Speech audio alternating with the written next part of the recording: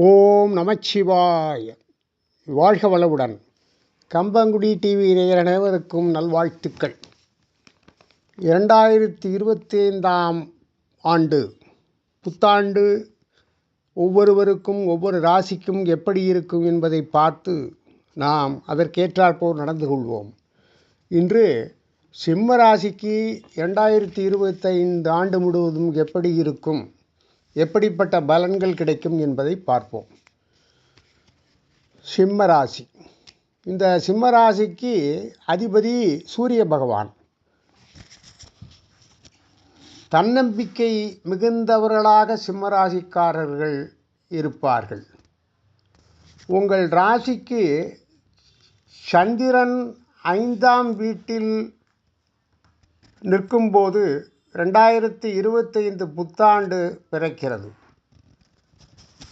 அடிப்படை வசதி வாய்ப்புகள் பெருகும். வருமானத்தை உயர்த்த கடுமையாக உழைக்க வேண்டி வரும். புதிய சிந்தனைகள் தோன்றும். வருங்கால திட்டங்கள் பலவும் உங்களுக்கு நிறைவேறும்.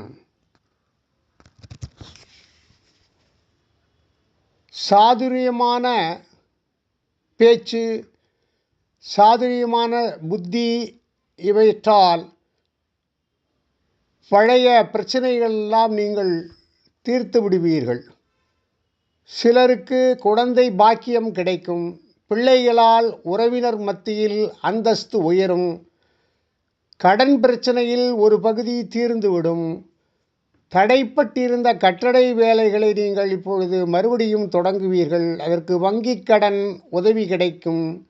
சிலர் பழைய வீட்டியை இடித்து கட்டுவீர்கள். வருடம் தொடங்கும் போது செவ்வாய் 12ஆம் வீட்டில் நிற்கிறது. சுப செலவுகள் அதிகரிக்கும். சகோதர சகோதரிகளால் அலைச்சலும் டென்ஷனும் இருக்கும். என்றாலும் அவர்களால் ஆதாயமும் இருக்கும். வழக்கில் அவசர முடிவுகள் எடுக்காதீர்கள். சனி 7இல் நின்று கண்டகச்சனியாக திகழும் நிலை. கணவன் மனைவிக்குள் ஈகோ பிரச்சனைகள் வரும். பிரிவுகள் வரக்கூடும். வாழ்க்கை துணைவருக்கு மருத்துவ செலவுகள் ஏற்படும். கவனக்குறைவு மற்றும் மறதியின் காரணமாக விலை உயர்ந்த நகை, பணம், செல்போன் போன்றவற்றை நீங்கள் இழக்க நேரிடலாம். யாருக்கும் சிபாரிசு செய்ய வேண்டாம். பற்றாக்குறை உண்டு. புத்தாண்டின் தொடக்கம் முதல் ஏப்ரல் 25ஆம் தேதி வரை உங்கள் ராசிக்கு 2ஆம் வீட்டில் கேதுவும் 8இல் ராகுவும் இருக்கிறார். சிறு சிறு விபத்துக்கள், ஏமாற்றங்கள், வீண் விரயம், இனம் தெரியாத கவலைகளெல்லாம் வரும் போகும். சிலர் உங்கள் வாயை கிளறி வேடிக்கை பார்ப்பார்கள். அதிகம் பேசாதீர்கள். பார்வை கோளாறு, பல்வலி, காது வலி மற்றும் கணுக்கால் வலியெல்லாம் வந்து பிறகு மறையும்.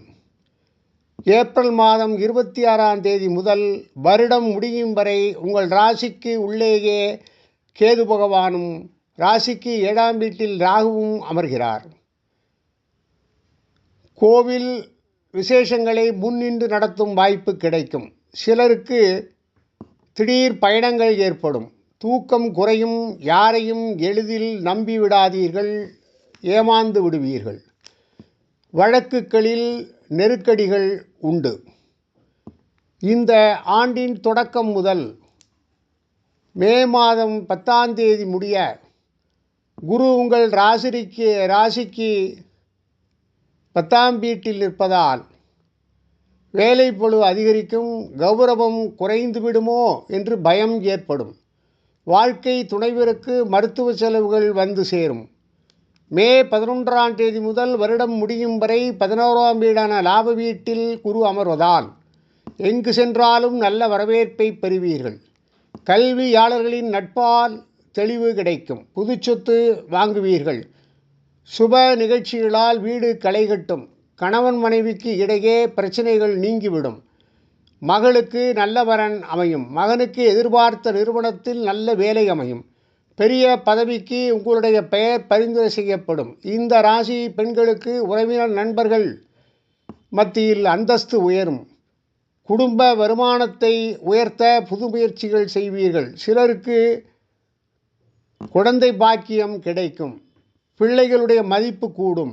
வியாபாரம் செய்பவர்களுக்கு பெரிய முதலீடுகள் வேண்டாம். வாடிக்கையாளர்களை அதிகப்படுத்த லாபத்தை குறைத்து விற்பனை செய்ய வேண்டியது வரும். புதிய நபர்களை நம்பக்கூடாது. பெரிய தொகையை கடனாக கொடுக்காதீர்கள். வியாபாரத்தில் வணிகமாக லாபம் உயரும். உணவு, புரோக்கரேஜ், கழிவுகள், எலக்ட்ரானிக்ஸ், கமிஷன் போன்ற பல வகைகளான ஆதாயம் உங்களுக்கு கிடைக்கும். கூட்டுத் தொழில் பங்குதாரர்களுடன் மோதல்கள் வெடிக்கும். உத்தியோகத்தில் இருப்பவர்களுக்கு மேலதிகாரிகள் உங்களிடம் முக்கிய பொறுப்புகளை ஒப்படைப்பார்கள். அலுவலக சூட்சுமங்கள் உங்களுக்கு அத்துப்படியாகும். காலம் தாழ்த்தாமல் பணிகளை விரைந்து முடிப்பீர்கள். சக ஊழியர்களால் உங்களின் பெயர் கெடாமல் பார்த்து கொள்ளுங்கள். விருப்பமற்ற இடமாற்றம் வருவதற்கு வாய்ப்பிருக்கிறது. வருடத்தின் பிற்பகுதியில் பதவி உயர்வு கிடைக்க வாய்ப்பு உண்டு. மொத்தத்தில் இந்த புத்தாண்டு சகலவிதமான பிரச்சனைகளையும் சமாளிக்கும் பக்குவத்தையும் அனுபவ பாடங்களையும் பெற்றுத்தருவதாக அமையும்.